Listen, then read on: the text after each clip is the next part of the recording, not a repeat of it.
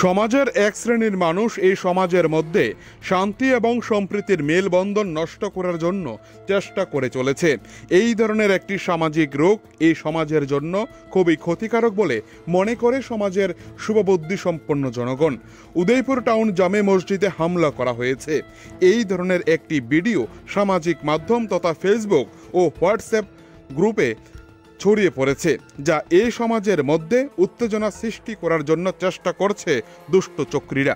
এ নিয়ে শুক্রবার দুপুরে উদয়পুর টাউন জামে মসজিদের মসজিদ কমিটির দায়িত্বে থাকা সহ সম্পাদক রেজাউল হোসেন থেকে শুরু করে মসজিদের অন্যান্য ব্যক্তিবর্গরা জানান যে ভিডিও সামাজিক মাধ্যমে ছড়িয়ে দেওয়া হয়েছে তা সম্পূর্ণভাবে মিথ্যা। উদয়পুর টাউন জামে মসজিদে কোনো ধরনের হামলা ঘটনা ঘটেনি। যে যুবক সামাজিক মাধ্যমে ত্রিপুরার নাম নিয়ে এইভাবে সামাজিক মাধ্যমগুলিতে তার দুষ্ট বুদ্ধি প্রয়োগ করেছে তা সম্পূর্ণভাবে নিন্দা জানান মসজিদ কমিটি। শামিরুল আলম নামে যে ব্যক্তি এই ধরনের মিথ্যা ঘটনার ভিডিও প্রকাশ করেছে তার উপযুক্ত শাস্তির দাবি জানিয়েছে পদ থেকে। জানা যায়, গোটা বিষয় নিয়ে গোমতী জেলা পুলিশ সুপারের নিকট সম্পূর্ণ ঘটনার বিবরণ দিয়ে অভিযোগ এবং মামলা দায়ের করা হবে বলে জানান মসজিদ কমিটি। উদয়পুর থেকে নিজস্ব প্রতিনিধির রিপোর্ট, টিভি 100 বাংলা।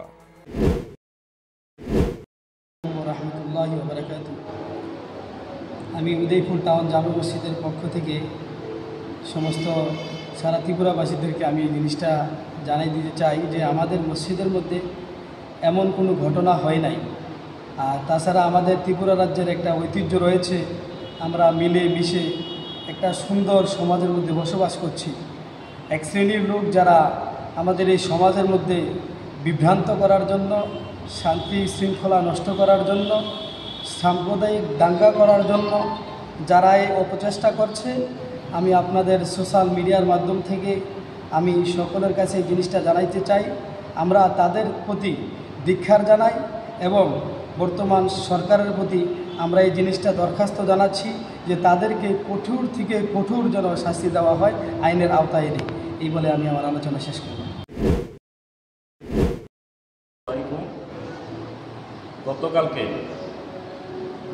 আমরা সামাজিক মাধ্যমে দেখতে পাই, ফেসবুকের মাধ্যমে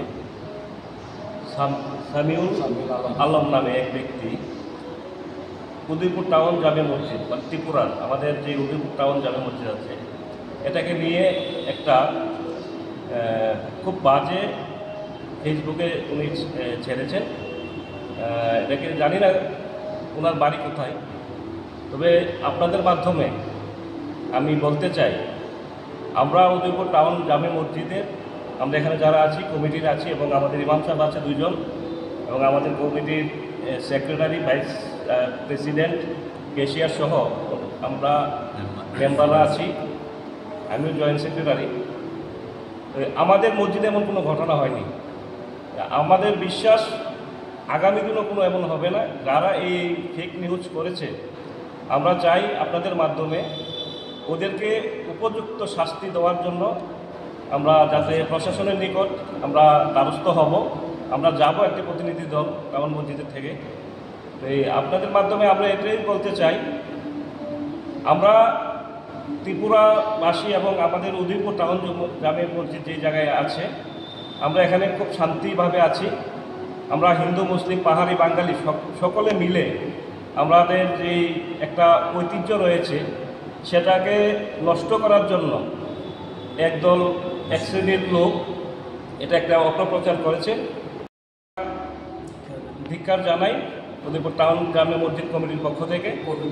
এবং যে ব্যক্তি শামিউল আলম এটা ফেসবুকে ফেক নিউজ ছেড়েছে, তার কঠোর থেকে কঠোরতম শাস্তি আমরা চাই। এই বলে আমি আমার সংক্ষিপ্ত আলোচনা শেষ করছি।